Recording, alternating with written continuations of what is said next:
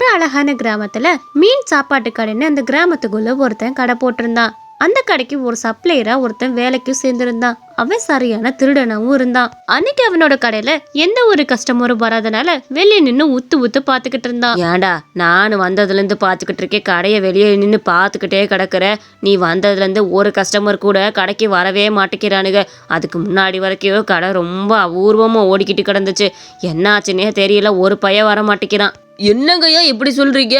உங்க மீன் சாப்பாட்டு கடைக்கு வரலன்னா அதுக்கு நானா பொறுப்பாக முடியும்? நான் என்னோட வேலையை மட்டும் தான் பாத்துக்கிட்டு இருக்கிறேன், வேற வேலை தான் பாக்குறேன்னா சொல்லுங்க.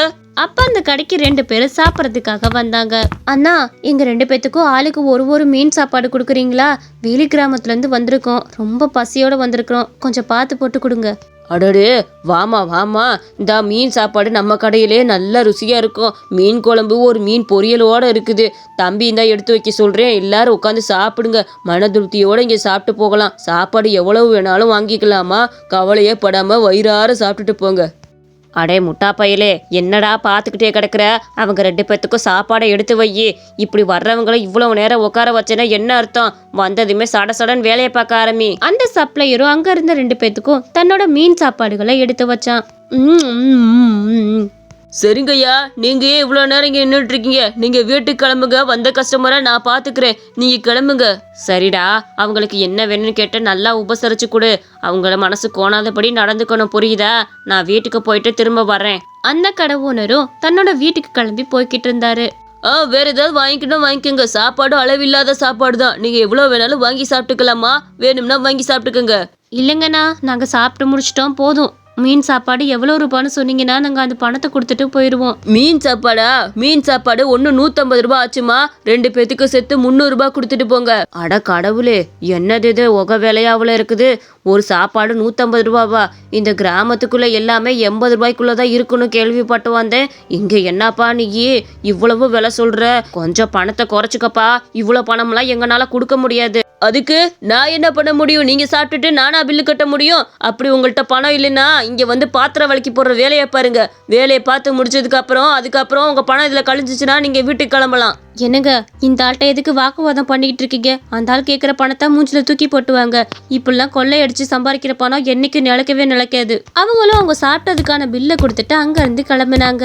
சாப்பாடு வெறும் 50 ரூபாய் தான், நம்ம 100 ரூபாய் எக்ஸ்ட்ரா வச்சு வித்துருக்குறோம். இப்ப 100 200 ரூபாய் நமக்கு லாபம். அது போக கடைக்கு 100 ரூபாய்.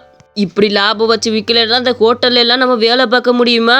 இதுதான் சரியான வழி, நல்ல வழியா போச்சுப்பா. இப்படி ஓனர் இல்லாத நேரம் ஆட்டையை போட்டுக்கிட்டாதான், இல்லைன்னா முடியுமா? ஏண்டா, என்னடா எப்பவும் இந்த சைடு வரவே மாட்டேன், இன்னைக்கு ஆச்சரியமா வீட்டு தேடி வந்திருக்கிற? எப்பவும் பொண்டாட்டியோன்னு இந்த சைடு விடவே மாட்டாளே. என் வீட்டுக்கு போகணும்னாலே அப்படியே மூஞ்சியே எரிஞ்சு போயிருமே. என்ன விஷயத்துக்காக வந்திருக்கிற சொல்லு. ஏம்மா, கடை ஒன்றும் வருமானமே ஓடலம்மா. நீ தான் பணம் ஒரு 5000 ரூபாய் இருந்தால் கொடுக்கணும். சுத்தமாக கையில் பணமே இல்லை, கடையும் ஓட்டம் கம்மியாக தான் இருக்குது. நான் என்னத்தை தான் பண்ணுறதுன்னு எனக்கும் தெரியலம்மா. ஒரு 5000 ரூபாய் பணம் கொடு. ஆமாம், இப்போ புலம்பி என்னடா பண்ணுறது? ஹோட்டலில் எல்லா விலையும் கூடி வச்சுக்கிட்டேன்னா நாங்கள் என்ன பண்ண முடியும்? வர்ற மக்கள்லாம் எப்படி உன் கடையில் வந்து வாங்கி சாப்பிடுவாங்க? உன் ஹோட்டலில் ஒரு மீன் சாப்பாடு 150 ரூபாய் விற்கிற, உனக்கு மனசாட்சியே இல்லையாடா? ஒரு 50 ரூபாய்க்கு விற்ற சாப்பாடை 150 ரூபாய் கொடுத்தா எந்த ஆள் தான் வாங்குவாங்க? அதான் வியாபாரம் பூரா போச்சு. என்னம்மா நீ சொல்கிற? நான் 150 ரூபாய்க்கு விற்கிறேன்னா? இல்லைம்மா, இப்போ வரைக்கும் என் கடையில் 50 ரூபாய்க்கு தானே நான் பொருள்கள் எல்லாம் விற்றுக்கிட்டு இருக்கிறேன். எப்படி நீ 150 ரூபான்னு சொல்லிக்கிட்டு இருக்கிற? உனக்கு மூளை எது குழம்பி போயிருச்சா என்ன? இதை நான் சொல்லலை, அன்னைக்கு பக்கத்து ஊர்லேருந்து ஒருத்தவங்க வந்திருந்தாங்க. அவங்க தான் இதை பற்றி கிட்ட சொன்னாங்க. அடடே வாங்கம்மா, பசியில் வந்திருப்பீங்க, 2 வாய் வீட்டில் வந்து சாப்பிட்டுட்டு போங்க. பக்கத்தில் உங்கள் அம்மாவுக்கு ரொம்ப உடம்பு சரியில்லைன்னு கேள்விப்பட்டேன், பார்க்கத்தான் வந்திருக்கீங்களாக்கும். பரவாயில்ல, உங்கள் அம்மா சாப்பாடு எதுவும் செஞ்சு வச்சுக்கல, நீ வா நம்ம வீட்டில் வந்து 2 வாய் சாப்பிட்டுட்டு போ. இல்லைங்கம்மா, உங்களோட பையனோட கடையில் தான் சாப்பிட்டு வந்தோம். ஆனால் அவருக்கு எங்களை யாருன்னு தெரியல, எங்களுக்கு அவரை நல்லாவே தெரியும் பார்த்துக்கங்க. இருந்தாலும் உங்கள் பையன் கடையில் இவ்வளோ விலை வச்சு விற்கக்கூடாதுமா. ஒரு மீன் சாப்பாடு 150 ரூபாய் சொல்கிறாரு, அவருக்கே மனசாட்சி வேணாமா? இதை கொஞ்சம் மாற்ற சொல்லுங்கம்மா. நாங்கள் என்னதான் இருந்தாலும் சரின்ட்டு காசை கொடுத்துட்டு தான் வந்தோம். ஆமாம்மா, ஒரு சாப்பாடு 150 ரூபானா ரொம்ப அதிக ரேட்டில் ஏழை மக்கள்லாம் எப்படி சாப்பிட முடியும்? உங்கள் மகட்ட சொல்லி கொஞ்சம் மாற்ற சொல்லுங்க. இதுதாண்டா நடந்தது. இவ்வளோ விலையை கூட்டி வச்சேன்னா யார் வருவா?